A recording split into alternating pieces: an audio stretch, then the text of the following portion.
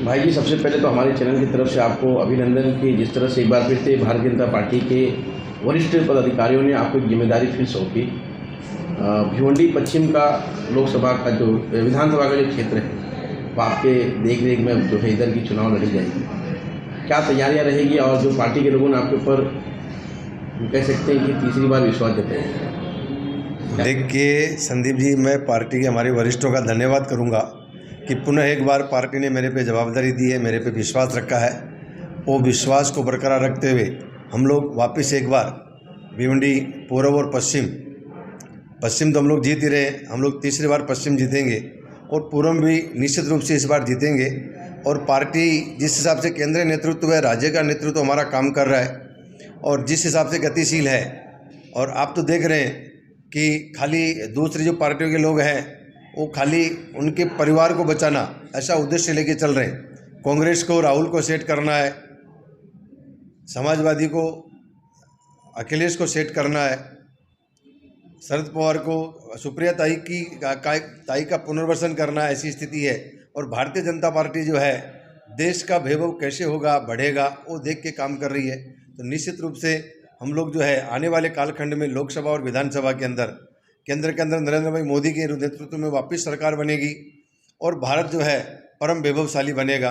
वैसे ही महाराष्ट्र के अंदर भारतीय जनता पार्टी और शिवसेना की युति की गवर्नमेंट बनेगी और हम लोग पूर्ण बहुमत से यहाँ चुन के आएंगे और जो है देश और राज्य के अंदर सपलाम सुजलाम की जो है नदियाँ हम लोग बहाएंगे। लेकिन सर, भिवंडी में देखा जाए इस बार जो है टफ की लड़ाई रही, क्योंकि आपके सामने जो है शिवसेना उद्धव गठ के लोग भी सामने रहेंगे। भारतीय जनता पार्टी को कहीं ना कहीं कह सकते कि एक चुनौती भी रहेगी, क्योंकि गठबंधन टूटा हुआ है।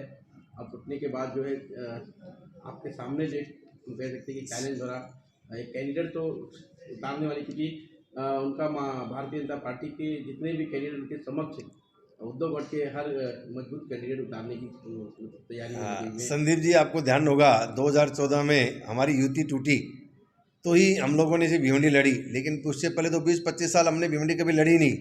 हमेशा हम लोग दूसरे की बग्गी को कंधा दिया था। हमने 2014 के अंदर युति टूटी तो ही भिवंडी पश्चिम हम लोग जीत के आए और पूर्व हम लोग खाली 3000 मतों से हार गए थे। कारण कि जो भिवंडी पूर्व का जो हमारे उम्मीदवार थे संतोष अन्ना, वो नए उम्मीदवार थे, उनको भाजपा की क्या ताकत है ये शायद जानकारी नहीं थी। और आमदार महेश चौगुले जो है उस समय हम लोग जो है कि भिवंडी भाजपा के अंदर हम लोग सब ही मतलब युवा कार्यकर्ता थे और किसी ने ऐसा सोचा नहीं हुआ कि हम लोग आमदार बन चुन के आएंगे। लेकिन हम लोगों को, यहाँ के कार्यकर्ताओं को, यहाँ के पदाधिकारियों को अटूट विश्वास था कि हम लोग जीत के आएंगे। उस समय देवेंद्र जी और विनोद जी तावड़े ने मेरे को पूछा था कि भाई जी काय करना, तो मैं उनको बताया था कि साहब हम लोग भिवंडी पश्चिम जीत के आएंगे, मेरी जवाबदारी। तो वही स्थिति है कि 2014 में हमारे सामने उद्धव गठ ने पूरी शिवसेना हमारे सामने थी, आज तो शिंदे साहब की जो शिवसेना हमारे साथ में है।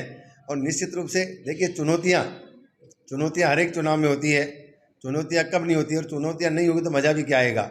इसलिए हम लोग हर एक चुनौती को पार करते हुए वापस 2024 का हम लोग जो है लोकसभा और विधानसभा दोनों चुनाव जीतेंगे और वापस केंद्र के अंदर नरेंद्र भाई मोदी के नेतृत्व में और राज्य के अंदर देवेंद्र जी और एकनाथ जी शिंदे के नेतृत्व हम लोग वापस सरकार की स्थापना करेंगे।